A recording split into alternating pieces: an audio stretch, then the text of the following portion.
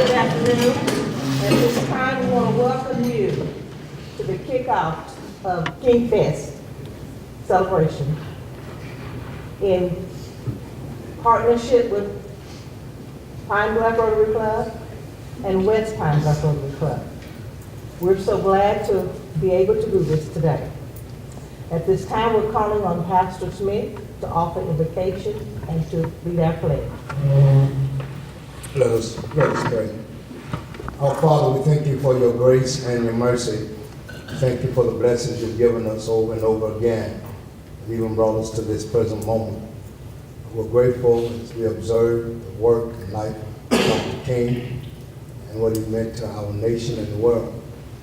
We're grateful for citizens of this city, our leaders, our workers, those who seek to make a difference in the quality of life for us all. We pray that you will be honored in all that we do. It is in the name of Jesus that we're grateful. We ask these blessings and we give you thanks. Amen. Amen. Pledge allegiance. I pledge allegiance to the flag of the United States of America and to the republic for which it stands, one nation, under God, indivisible, with liberty and justice for all.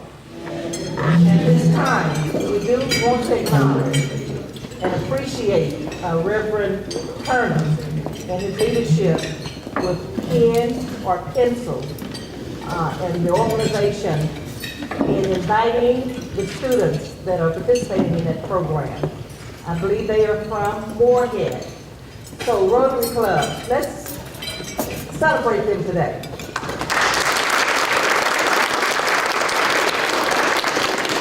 Thank you all for joining us. At this time, with no further delay, I'm going to call on Reverend Turner to come and introduce our keynote speaker for today. Okay, good morning. I use the voice of the preacher. The outside voice. Yeah. All right. Okay. I say good morning to everyone, to President Tatum and to our mayor. And I really, before I introduce our speaker for today, I really have tried to twist the mayor's arm and have her to come up and say a couple of words. So if you would, we would appreciate that. She is our mayor, and I always put on the spot whenever she's in a program with us. I will tell you, one of these days I'm going to discover what magical potion I need to drink to transform myself into Casper the Friendly Ghost. So until that time, I say to you, and I was teasing Reverend Turner, I was saying, please let me come here and sit and enjoy the program and not come up.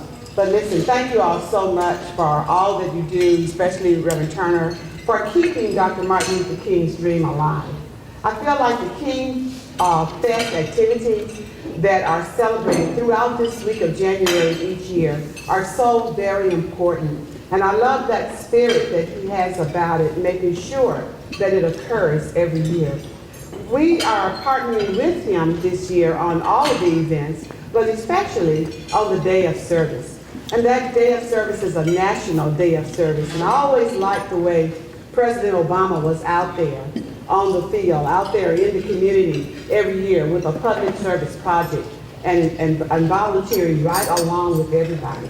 So we've been aggressively planning our Day of Service this year, which is planned for next Saturday, January 19th, from 9 till 12, and the gathering spot will be Pine Bluff High School. Now, I will say this. When I looked at the weather forecast first thing yesterday morning, it said 80% chance of rain for Saturday. When I looked at it for this morning, it said 90% chance of rain for Saturday. So if something doesn't change, and it could, we're in Arkansas, it could change before Saturday. If it does rain, we will have it on Saturday the 26th, which will be the fourth Saturday of the January 26th, the fourth Saturday of the month. We will have service projects all over the city. I know that some people are indoors person and they don't really like that outdoors grassy kind of work. So we have some indoor projects as well as outdoor projects. Many of those projects will include building projects and many of them will include cleanup projects. We're going to have people out with every cleanup crew with a truck, and we'll pick up bags as we go, going back to dumpsters that will be placed at Pine Bluff High School. So we hope to make a big difference that day. So if you can be there, whether it's the 19th, if the weather permits, or whether it's the 26th, we just hope you will join us. So we need to do this on a regular basis, but this is our kickoff cleaning project.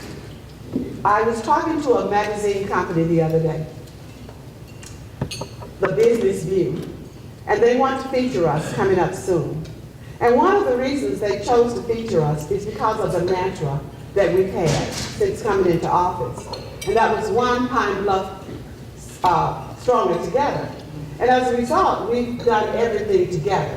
One Pine Bluff cleaning together, one Pine Bluff serving together, one Pine Bluff praying together. And they really like that. We want to make sure we carry that mantra on. And as a result of that, they want to feature Pine Bluff in a 6 or 8 page article in their magazine. So we want to show us working together as we move forward. One important thing about serving, and that is, you don't have to have a college degree. You don't have to make your subject and verb agree. You just have to have a mind and a heart full of grace and love in order to serve. We can all serve. Thank you again, Reverend Turner. Thank you again for all of the out-of-town guests for coming to support us here in Pine Bluff. And everybody enjoy your lunch, and I'm looking forward to going to my seat and enjoying the speaker. and I think you're from the Parks Association. What is it? Are you the speaker? I'm not representing the National Park Service. Oh, you're not. I'm a private citizen. I'm looking forward to hearing you today. Thank you so very much. Well, Mayor, if you want me to, I will put a request in for Saturday for sunshine. Oh, yes.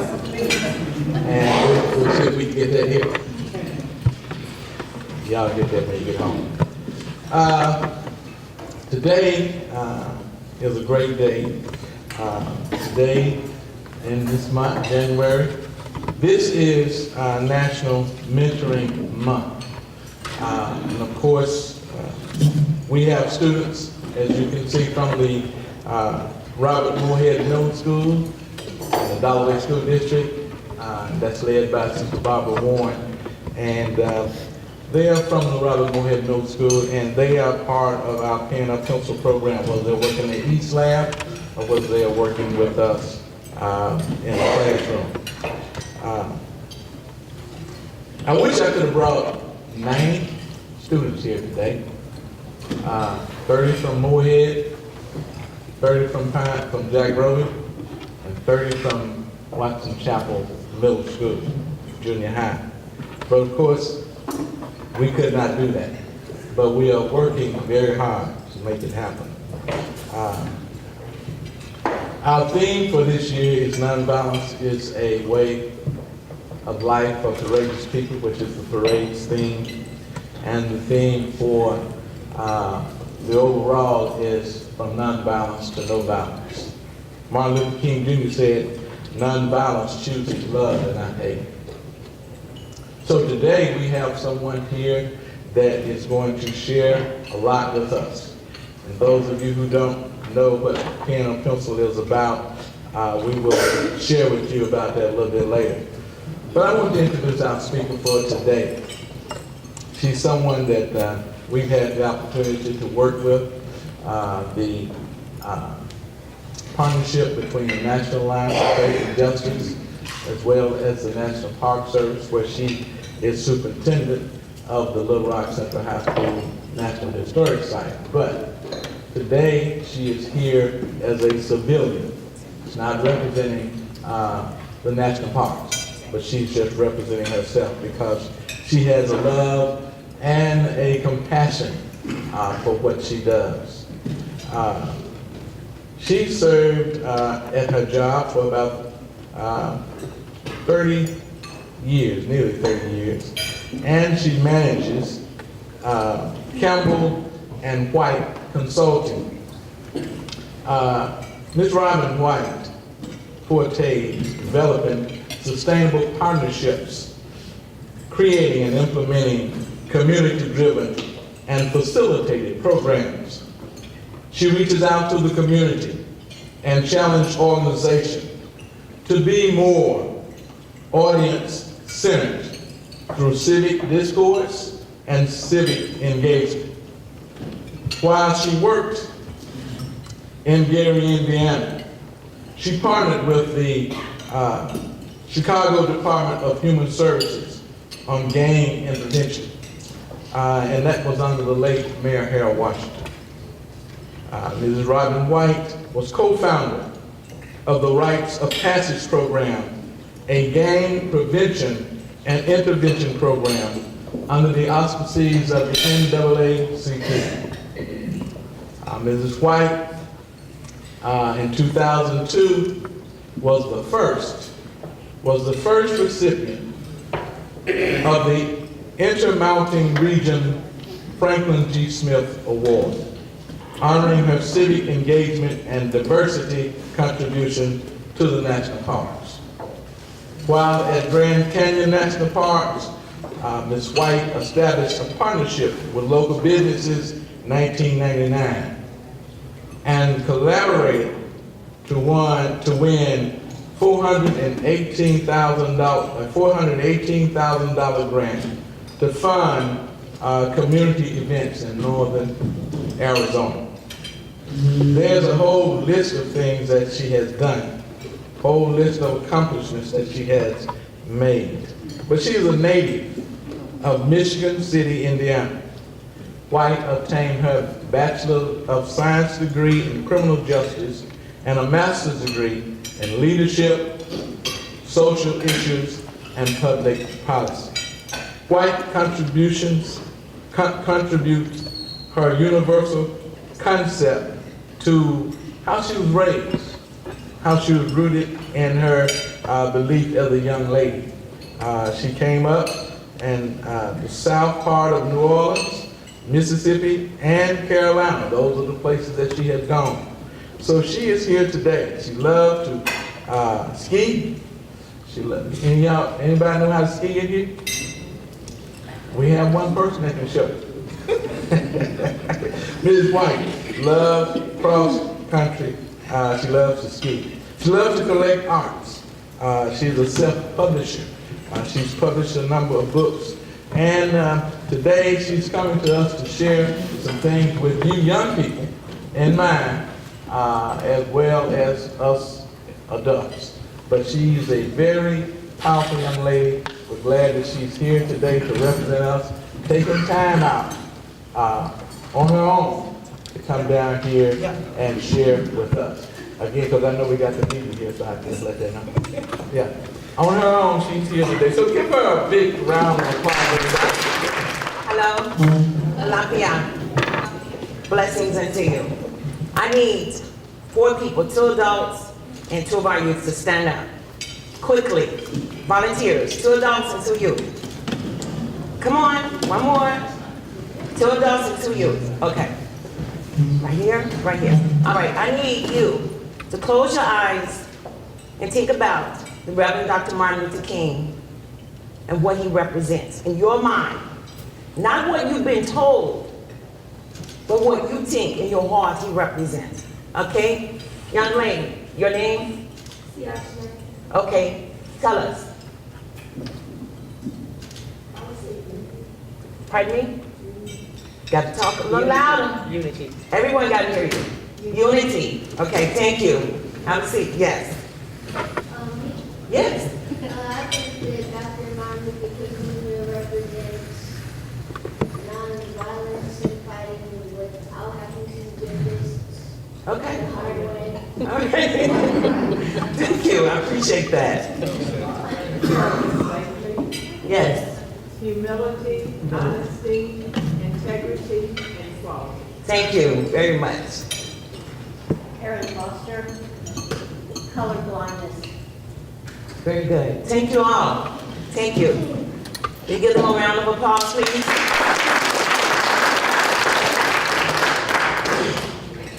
And behind that, servant leadership.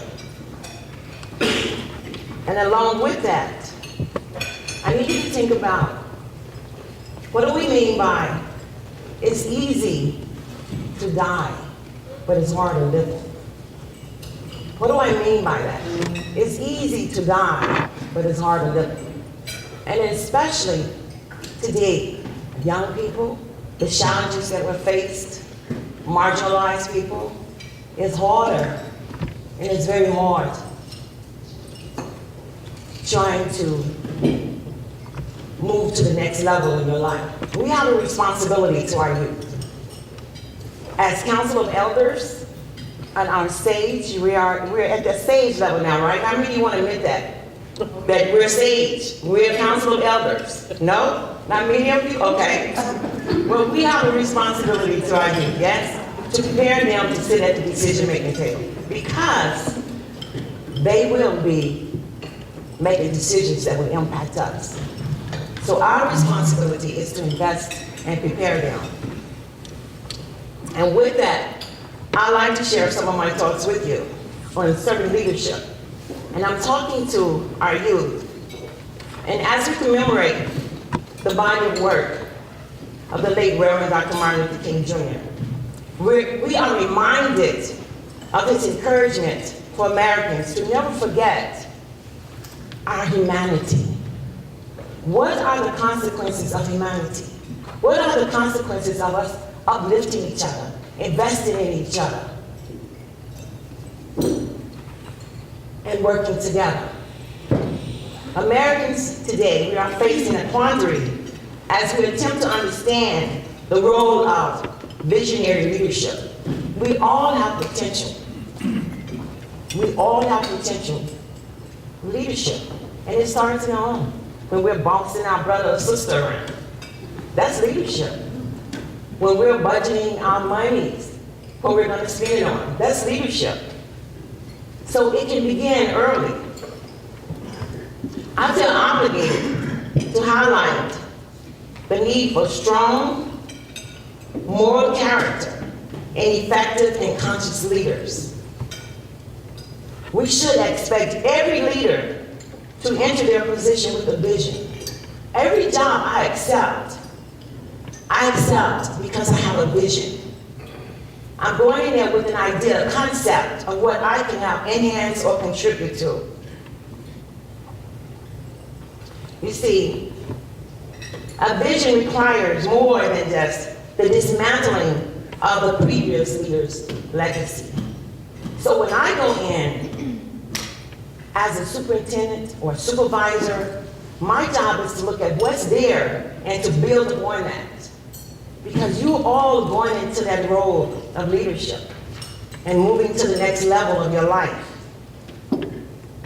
It is crucial for the vision that inspires those in leadership to be conscious of all those they are responsible for. Meaning that, as a supervisor, I have a responsibility to all of my staff. Your leaders in the community have a responsibility to all their constituents. You have a responsibility to your siblings in your household. So we all have a responsibility to each other. We're all connected.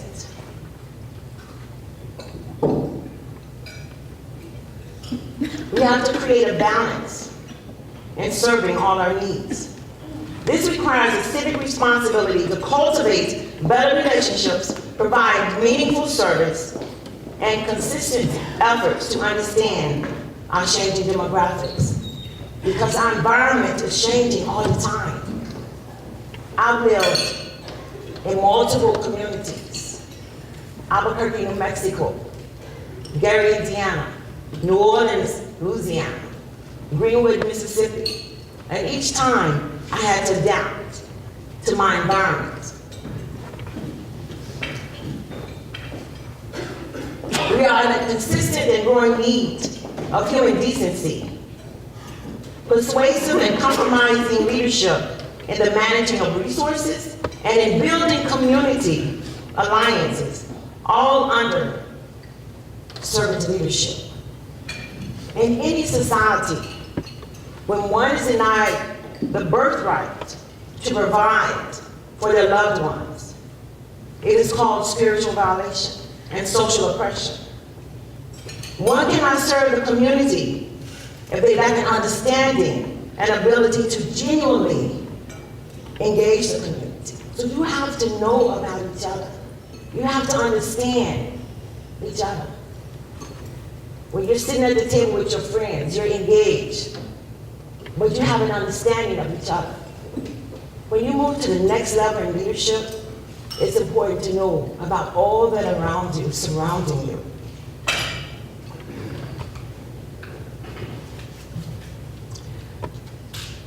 Reverend Dr. Martin Luther King Jr. declared, "The ultimate measure of a man is not where he stands in moments of comfort and convenience, but where he stands at times of challenge and controversy." And in practicing such a commendable idea of service-oriented leadership, one must be comfortable with self, meaning that you must know who you are. Be humble with yourself. Be graceful and humble enough to give the rein over to subject matter experts. I like to write, but I'm not the best. So I have to know my weaknesses and surround myself with those who are strong where I am weak. While many of us are prescribed the role of leadership through job titles and appointments, and at other times we emerge as leaders through circumstances. Whatever the case, the role of leadership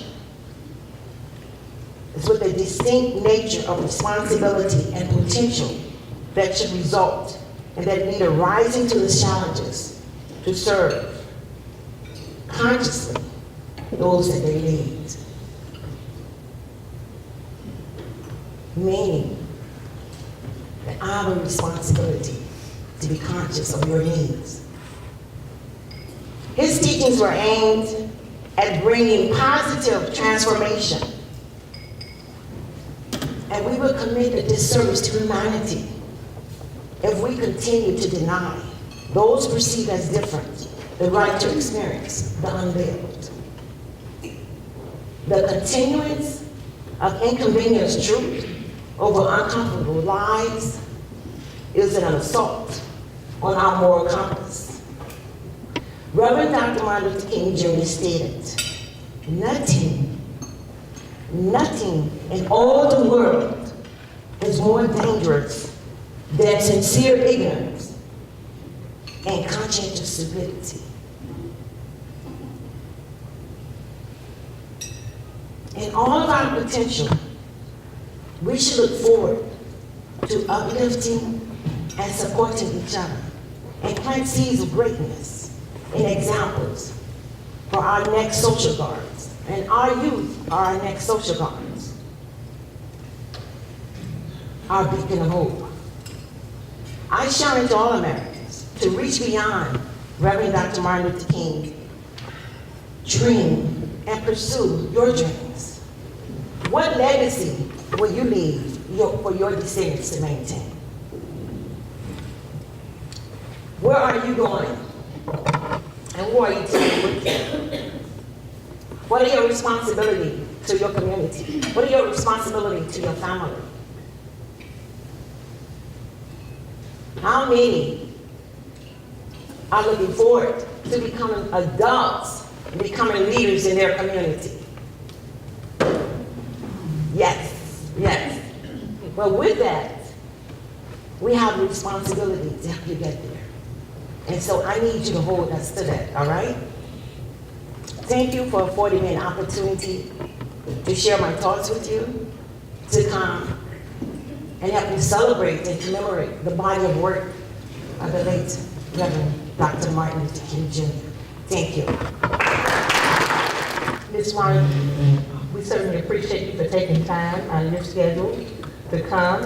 And we do recognize the fact that we're in a federal shutdown, and you've been a federal employee. We recognize all of that while you're here as a private citizen today. Thank you. Thank you. To our students, we're so glad that you all took the time and that Reverend Turner made the arrangements and made it possible for you to be here to get some exposure to the Rotary Clubs of Pine Bluff. And there are some things that Rotary has in common with what Reverend King espoused. And so we have a four-way test. And that four-way test, if you would, allow me to read it to you right now, because I'm going to ask you a question about it after I finished it. The four-way test of the things that we as Rotarians think, say, or do. Is it the truth? Did Reverend King support telling the truth all the time? Yes. Is it fair to all concerned? Did Dr. King do those things to try to make things better for everyone? Will it build goodwill and better friendship? Are those the kinds of things that Dr. King did to build goodwill and better friendship? And finally, will it be beneficial to all concerned? Are those the types of things that Dr. King did in his work in civil rights? So it would be beneficial and be a blessing for all mankind. Did he do those things? Yes, he did.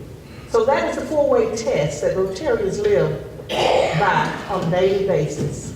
We want to encourage you as you move into young adulthood and full adulthood to think about your role, what your plans are for your career, lifelong careers, and think about being a part of Rotary at some point in your life later. But we're so glad to have you here today. This may be some of your first time ever being in a Rotary setting, but we're happy to have you here today. Thank you. My name is Alvin Frazier, and I'm speaking today on behalf of the Rotary Club of West Pine Bluff. It's been a great day. It's been an honor to be here. Let's give, for all the members here, let's give them a round of applause for these students that are here today. Thank you so much for being here. I'm sure you're probably enjoying some time off the beaten path and out of the classroom. I'm so glad that you're here. But, you know, it's not every day that people like you and me can have lunch with the mayor and some other dignitaries that bring right. For nothing else. Reverend Turner, we thank you for putting all this together. You work so hard, and a lot of times it's behind the scenes that people don't know, and in some cases may not appreciate all that you do for us. We've got a busy week this week with KingFest, and we just want to give you a round of applause and say thank you so much for what you do for us. Mrs. White, thanks again for your words. We appreciate you being here today, and we appreciate you presenting our program today. I want to say thank you to the members of our media back in the back. We appreciate you participating today. Thank you much. Your presence is recognized and appreciated. Likewise with Reverend Smith for doing our prayer and pledge today. And then are there other members of the clergy? I know there are some here, but if you would please raise your hand or stand. Thank y'all so much for being here. We appreciate y'all. All right, and then as far as the Downtown Club and Mrs. Tatum and the others, we want to thank y'all for putting together this joint meeting today. We really do appreciate that. It's been a good day. Are there other thank yous? Is there anything that I overlooked? Okay, I don't see any hands there, so if there's no other business to tend to today, this meeting is adjourned. Thank you.